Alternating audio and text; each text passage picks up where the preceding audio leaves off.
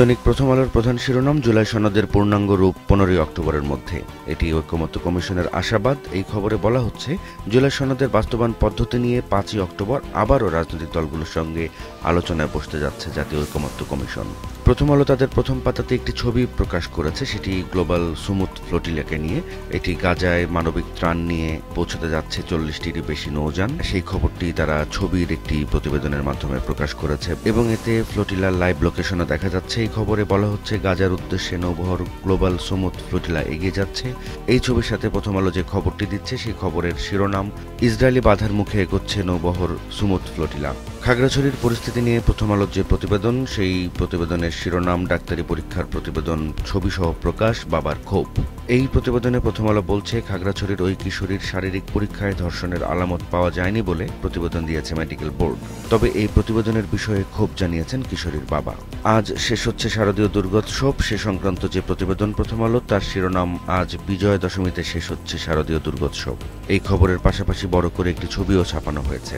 দুদিন ধরে লঘুচাপের ফলাফলে আবহাওয়া পরিস্থিতি বেশ খারাপ বাংলাদেশে। সে খবরটি প্রথম আলো দিয়েছে তাদের শেষ পাতায়, শিরোনাম, লঘুচাপের প্রভাবে ভারী বৃষ্টি চলবে। এই খবরের ভেতরেই প্রথম আলো জানিয়েছে, সারা দেশের মধ্যে গত 24 ঘন্টায় রাজধানীতে সর্বোচ্চ 206 মিলিমিটার বৃষ্টি হয়েছে। চলে যাচ্ছি দৈনিক সমকালে। সমকালের প্রধান শিরোনাম, চতুর্মুখী ফাঁদ, আকাশপথের টিকিটে প্রতারিত গ্রাহক। এই খবরে সমকাল বলছে, টিকিটের আসন বন্টন, ফ্লাইট কমিয়ে ও টিকিট ব্লক করে রেখে কৃত্রিম সংকট তৈরি করে এবং গ্রুপে কিনে ট্রাভেল এজেন্সিগুলো উচ্চ মূল্যে টিকিট বিক্রি করছে এবং এর ফলে দাম নিয়ন্ত্রণে কার্যকর পদক্ষেপ নেওয়া যাচ্ছে না, এমনটাও বলা হচ্ছে সমকালের এই প্রতিবেদনে। সমকালের অন্য আরেকটি শিরোনাম, ভিন্ন কৌশলে নির্বাচনী মাঠে নামছেন বিএনপির নারীরা। এই খবরে বলা হচ্ছে, আগামী জাতীয় নির্বাচন সামনে রেখে মাঠে নামছেন তারা। মূলত জামায়াত ইসলামের নারী কর্মীরা সারা দেশে যে নির্বাচনী তৎপরতা চালাচ্ছেন, তার বিপরীতে এরা মাঠে নামছে, এমনটি বলছে এই প্রতিবেদন। খুলনায় গতকাল ঘুমিয়ে থাকা একজনকে গুলি করে হত্যা করা হয়েছে, সে সংক্রান্ত প্রতিবেদনটি সমকাল তাদের প্রথম পাতাটি ছাপিয়েছে। এই খবরের শিরোনাম, মায়ের পাশে ঘুমিয়ে থাকা যুবককে গুলি করে হত্যা। গতকাল আইন উপদেষ্টা জানিয়েছেন যে আওয়ামী লীগের নিষেধাজ্ঞা তুলে নেওয়ার সম্ভাবনা নেই। সেই খবরটি সমকাল দিয়েছে প্রথম পাতার 8ম কলামে। খাগড়াছড়ির পরিস্থিতি নিয়ে সমকালের যে প্রতিবেদন, তার শিরোনাম, খাগড়াছড়ি শান্ত, দোকানপাট খুলেছে, বেড়েছে চলাচল। আন্তর্জাতিক খবর, গাজামুখী ত্রাণবাহী ফ্লোটিলায় ইসরায়েলের সেনা। এই শিরোনামে আন্তর্জাতিক খবরটি ছাপিয়েছে সমকাল। এই খবরের উপরেই ছবি ছাপানো হয়েছে। সেই ছবিতে দেখা যাচ্ছে যে গাজা উপত্যকায় যে ইসরায়েলি অবরোধ ভেঙে দুর্গত মানুষের হাতে ত্রাণ সামগ্রী তুলে দিতে যে যাত্রা করেছে জাহাজটির বহর, সেখানে বাংলাদেশের আলোকচিত্রী এবং মানবাধিকার কর্মী শহীদুল আলমও রয়েছেন। তার ছবিটি সমকাল ছাপিয়েছে এই খবরের সাথে। ক্রিকেট বোর্ডের নির্বাচনে অতীতের কালো ছায়া।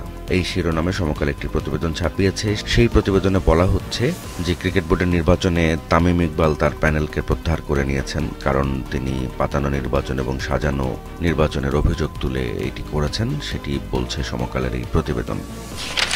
দৈনিক আজকের পত্রিকার প্রধান শিরোনাম, জুলাই সনদের অঙ্গীকারে যুক্ত হচ্ছে দলের আপত্তি। এই খবরে আজকের পত্রিকা বলছে, জাতীয় ঐকমত্য কমিশনের সঙ্গে চলমান দীর্ঘ সংলাপ প্রক্রিয়ায় সমঝোতার অংশ হিসেবে বেশ কয়েকটি বিষয়ে আপত্তি জানিয়েছিল কয়েকটি রাজনৈতিক দল। ওই বিষয়গুলো বাস্তবায়নের কথা জুলাই জাতীয় সনদের চূড়ান্ত ভাষ্যে অঙ্গীকারনামায় ছিল না এবং যেটা এখন যুক্ত হচ্ছে। আজকের পত্রিকার অন্য আরেকটি খবর, বিসিবি নির্বাচন থেকে সরে দাঁড়ালেন তামিম। এই খবরে বলা হচ্ছে, নির্বাচনে সরকারের একটি গোষ্ঠীর প্রভাব খাটানোর কথা উল্লেখ করে তামিম সরে দাঁড়িয়েছেন, এইটি অভিযোগ করেছেন তিনি। প্রধান উপদেষ্টার বক্তব্য প্রশ্নবিদ্ধ, রিজভী।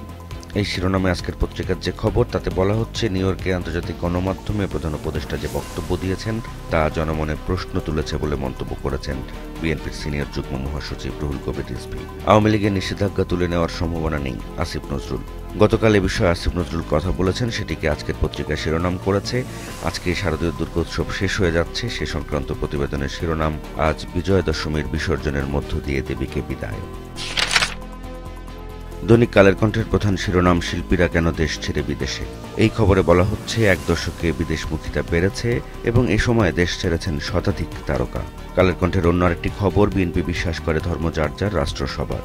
এই খবরে বলা হচ্ছে, শারদীয় দুর্গাপূজা এবং বিজয়া দশমী উপলক্ষে শুভেচ্ছা জানিয়ে বিএনপির ভারপ্রাপ্ত চেয়ারম্যান তারেক রহমান এই মন্তব্য করেছেন। এর পাশাপাশি আরেকটি খবর রয়েছে, দুর্গাপূজার শেষ হয়ে যাচ্ছে সেই বিষয়ে। শিরোনাম, আজ প্রতিমা বিসর্জন, মন্দিরে মন্দিরে বিদায়ের সুর। এর পাশাপাশি একটি ছবিও ছাপিয়েছে কালের কণ্ঠ। এটি রাজধানীর রমনা কালী মন্দিরের পুজোর ছবি। কালের কণ্ঠে শেষ পাতার খবর, বকেয়া বিলের চাপে এলএনজির দায় মেটাতেই হিমশিম পেট্রোবাংলার। এই খবরে বলা হচ্ছে, বিদ্যুৎ কেন্দ্রে গ্যাস বিল বকেয়ার চাপ বাড়ছে বাংলাদেশ তেল, গ্যাস ও খনিজ সম্পদ কর্পোরেশনের। বলা হচ্ছে যে বিদ্যুৎ কেন্দ্র এবং সার কারখানাগুলোতেই 17,628 কোটি টাকার গ্যাস বিল বকেয়া পড়েছে, যা পেট্রোবাংলার জন্য মারাত্মক তারল্য সংকট সৃষ্টি করেছে, এমনটা বলা হচ্ছে এই প্রতিবেদনে। দৈনিক দেশ রূপান্তরের প্রধান শিরোনাম, প্রবাসী ভোটে অনেক চ্যালেঞ্জ। এই খবরে বলা হচ্ছে যে প্রবাসী বাংলাদেশিদের জন্য ডাকযোগে ভোট দেওয়ার ব্যবস্থা আইনে রয়েছে 53 বছর ধরে, কিন্তু তারা কখনো ভোট দিতে পারেননি। এবার নির্বাচন কমিশন সেইটি করার চেষ্টা করছে, তবে এই প্রক্রিয়াকে সহজ করার দাবি উঠেছে, এমনটা বলা হচ্ছে এই প্রতিবেদনে। ভোট নিয়ে আরও একটি প্রতিবেদন, ভোটের জোর প্রস্তুতি বিএনপিতে। এই খবরে দেশ রূপান্তর বলছে, আগামী ফেব্রুয়ারি সংসদ নির্বাচন কী প্রক্রিয়ায় হবে তা এখনো চূড়ান্ত হয়নি, তবে এ বিষয়ে প্রস্তুতি নিতে শুরু করেছে এরই মধ্যে বিএনপি। দেশ রূপান্তর তাদের প্রথম পাতাতে একটি ছবি ছাপিয়েছে। গতকাল 6 ঘন্টার বৃষ্টিতে রাজধানী জলমগ্ন হয়ে পড়েছিল, সেরকম একটি ছবি। নিউ মার্কেট এলাকা থেকে একটি মোটরসাইকেল প্রায় হাঁটু পানি দিয়ে পার হওয়ার চেষ্টা করছে, পেছনে কয়েকটি রিকশাও চলছে, এমনটি দেখা যাচ্ছে ছবিতে। যুক্তরাষ্ট্রের অচল অবস্থা নিয়ে একটি প্রতিবেদন ছাপিয়েছে দেশ রূপান্তর, শিরোনাম, অচলাবস্থায় যুক্তরাষ্ট্র সরকার। এই খবরে বলা হচ্ছে, যুক্তরাষ্ট্রের ফেডারেল সরকার আবারও আংশিক শাটডাউনের মুখোমুখি হয়েছে।